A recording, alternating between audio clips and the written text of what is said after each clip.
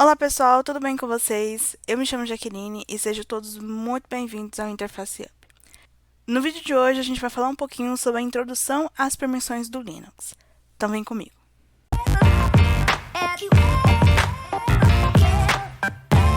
Primeiramente, pessoal, eu gostaria de pedir desculpas, tá? Eu tô um pouco gripada, então minha voz vai estar um pouquinho diferente.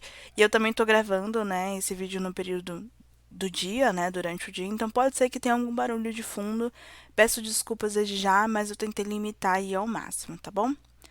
Bom, pessoal, para a gente começar é o seguinte, eu tô na minha máquina física Linux, tá? E para que vocês possam entender, né, como que vai ser essa atividade de hoje, dentro da minha máquina mesmo, eu criei um diretório chamado de gravação, e dentro desse diretório tem alguns outros diretórios e arquivos, que eu vou mostrar para vocês, né, como que funciona essa questão das permissões do Linux. A gente não vai realizar muita coisa por aqui hoje, eu vou apenas apresentar para vocês como é que é o funcionamento, como que vocês conseguem verificar as permissões. E para a gente mexer, né, alterar essas permissões, aí eu vou trazer melhor num próximo vídeo, porque aí eu vou colocar os comandos, vou explicar, senão esse vídeo vai acabar ficando muito grande, tá bom? Para a gente começar então, pessoal, o que acontece? Como eu falei, eu estou dentro do meu diretório chamado de gravação e vou mostrar aqui para vocês quais são os diretórios e os arquivos que estão aqui dentro. Então, se eu der o comando ls-l, ele me retorna aqui, né, quais são o que eu tenho dentro desse diretório. Que nesse caso eu tenho dois arquivos, chamados de arquivo 1 e arquivo 2, e tenho um outro diretório, né, dois diretórios na verdade, né, chamado diretório 1 e diretório 2. O que acontece aqui? A primeira coisa que a gente precisa entender é a diferença de um arquivo para um diretório quando a gente está sem a interface gráfica. Quando a gente está com a interface gráfica, é mais fácil da gente visualizar o que seria uma pasta e o que seria um arquivo. Quando a gente fala no Windows, por exemplo, ele também, né, quando é um arquivo, ele sempre apresenta para a gente um ponto alguma coisa, né? Então é ponto .txt, ponto .xls, ponto .doc, ponto alguma coisa. No Linux não existe essas informações, né? Ponto .txt, ponto alguma coisa. Sempre que tem, por exemplo, ponto .conf, por exemplo, do Samba, smb.conf, apache.conf, algo do tipo, é só para identificar que aquele arquivo é um arquivo de configuração. Mas o ponto, né, que se refere aí ao que tipo de arquivo é aquele, no Linux não tem, tá? No Linux é só diretório ou só arquivo, não tem nada referenciado. Então, sempre que vocês for verificarem um arquivo e vocês dentro do Linux, por exemplo, estiver como ponto .doc, como ponto .txt, por exemplo, lembre-se que aquilo é um arquivo normal, não vai diferenciar em nada, tá? O que vai exemplificar, como eu falei, é que dentro do Linux tudo é diretório ou arquivo. Não existe pontos que vai identificar o que aquele arquivo vai ser. Ele vai ser sempre um arquivo ou sempre um diretório. É importante vocês terem isso claro para que vocês não se confundam. Além desse caso que eu comentei, né, para vocês saberem entender como que é o funcionamento do Linux, vocês também precisam identificar o que é um diretório, o que é um arquivo dentro do Linux. Quando a gente está sem interface gráfica, para a gente identificar o que é um arquivo, o que é um diretório, é só a gente olhar a primeira linha, né, a primeira coluna, na verdade, referente à saída desse comando. Ou seja, toda vez que ele for um tracinho, ele vai referenciar que é um arquivo. Então, aqui poderia estar escrito diretório 1 e diretório 2, né? Nessas duas linhas aqui. Mas ele ainda assim poderia ser um arquivo, porque o que vai dizer se é um arquivo ou não é esses primeiros traços aqui. Então, se ele tem um traço, ele é um arquivo, independentemente do nome que ele esteja. Bom, esses esses dois próximos são os nossos diretórios. Aqui também poderia estar escrito arquivo 1 e arquivo 2, por exemplo, mas ele poderia ser um diretório, porque como que vai dizer? Ele vem com um D de diretório, tá? Então, D de diretório, traço, né, de arquivo.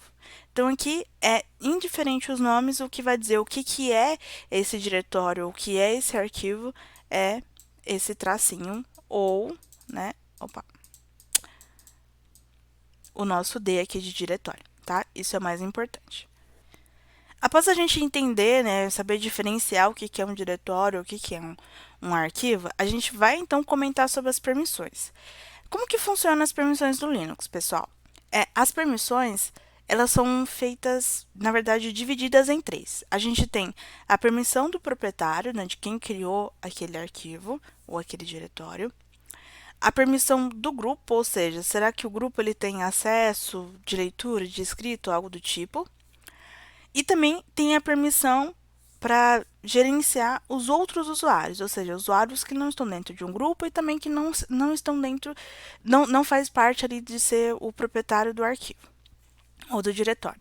Proprietário é todo aquele usuário, né, que vai conseguir criar, então, diretórios ou outros arquivos, né, dentro de uma determinada pasta, tá? Então, lembrando, tá, pessoal? Diretório é uma pasta, só para deixar mais fácil. Então, quando eu falar diretório, é uma pasta, ou quando eu falar pasta, diretório. É a mesma coisa. Então, cada um desses três que eu comentei, né, proprietário, grupo e outros, eles vão ter uma permissão iguais, diferentes, depende aí do gerenciamento que você estiver fazendo. Mas como que eu consigo identificar? Lembra que eu falei que são três? Então, essa primeira faixa refere-se ao nosso proprietário. Essa segunda faixa refere-se a grupos. E essa terceira faixa refere-se aos outros usuários. Vale o mesmo para os outros? Sim, com certeza vale. Então, aqui, né, no arquivo 2 é o proprietário, a segunda faixa são os grupos, terceira faixa, outros usuários. Diretório, a mesma coisa, tá? Então, é sempre lembrar que é dividido em três. Então, eu tenho 3 para, 3 para e 3 novamente. Então, 3 para proprietário, 3 para grupos e 3 para os outros usuários. Então, isso aqui é o mais importante a gente entender. Bom, sabendo de tudo isso, o que a gente precisa entender, então, é o que seria, né, esse R, esse W, esse traço, o que seria esse X, o que é isso quando a gente retorna, né, que quando o comando ls-l, ele retorna ali para a gente. Aqui é tudo em inglês, então aqui você vai ter que entender mais ou menos como é que é esse funcionamento na língua inglesa. Então, R é read, leitura, né?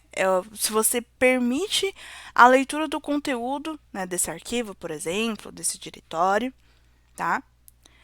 W, write, né? Então, se você permite a modificação do arquivo, né, de escrita. Então, você vai escrever alguma coisa dentro do arquivo. Então, você permite essa modificação, você permite a edição de caracteres, a inclusão de caracteres, a exclusão de caracteres, enfim. Então, tudo que você vai permitir, né, referente à escrita dentro desse arquivo, dentro desse diretório, vale para os dois.